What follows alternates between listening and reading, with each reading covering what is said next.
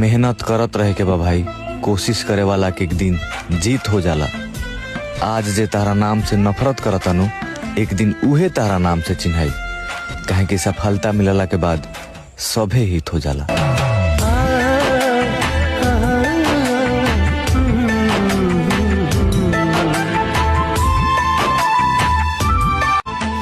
मेहनत करत रहे के बा भाई, कोशिश करे वाला के एक दिन जीत हो जाला।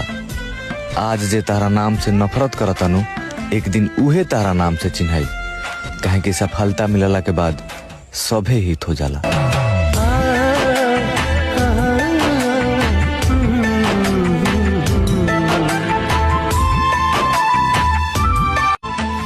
मेहनत करत रहे के बा भाई, कोशिश करे वाला के एक दिन जीत हो जाला।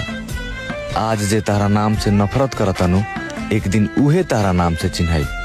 काहे कि सफलता मिलला के बाद सभे हित हो जाला।